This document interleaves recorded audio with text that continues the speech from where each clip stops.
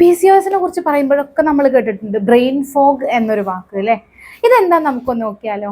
ഇപ്പൊ നിങ്ങൾ ചിന്തിക്കുന്നുണ്ടാവും brain fog ഒരു രോഗമാണോ എന്നുള്ളത്. എന്നാൽ ഇതൊരു രോഗമല്ല. പകരം ഓർമ്മക്കുറവ്, ഏകാഗ്രത കുറവ്, ആശയക്കുഴപ്പം ഇങ്ങനെ തുടങ്ങി ഒരുപാട് ബുദ്ധിമുട്ടുകളുടെ ഒരു കൂട്ടമാണ്. തലച്ചോറിൽ മൂടൽമഞ്ഞ് മൂടിയ പോലെ തോന്നുക എന്നുള്ളത് കൊണ്ടാണ് ഇതിനെ ബ്രെയിൻ ഫോഗ് എന്നൊരു പേരിൽ വിളിക്കുന്നത്. ഈ ബ്രെയിൻ ഫോഗിന് നിരവധി കാരണങ്ങളുണ്ട്. അതെന്തൊക്കെയാ നമുക്കൊന്ന് നോക്കാം. 1, മാനസിക സമ്മർദ്ദം. 2, ഉറക്കമില്ലായ്മ. 3, നല്ല ഭക്ഷണത്തിന്റെ അല്ലെങ്കിൽ പോഷകാഹാരത്തിന്റെ കുറവ്. 4, ഡിപ്രഷൻ, ആങ്സൈറ്റി പോലുള്ള ഡിസോർഡറുകൾ. 5, ചില മരുന്നുകളുടെ ഉപയോഗം ബ്രെയിൻ ഫോഗിലേക്ക് എത്തിക്കാറുണ്ട്.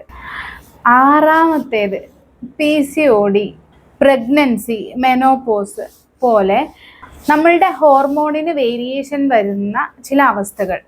ഇനി ഒന്ന് ആലോചിച്ച് നോക്കിയേ, PCOD ഉള്ള നിങ്ങളിൽ ചില സമയങ്ങളിൽ ഈ ഏകാഗ്രത കുറവും ഓർമ്മക്കുറവും ആശയക്കുഴപ്പങ്ങളും ഒക്കെ ഉണ്ടാവാറില്ലേ? ഇതെല്ലാം ബ്രെയിൻ ഫോഗ് എന്ന കണ്ടീഷൻ കൊണ്ട് വരുന്നതാണ്.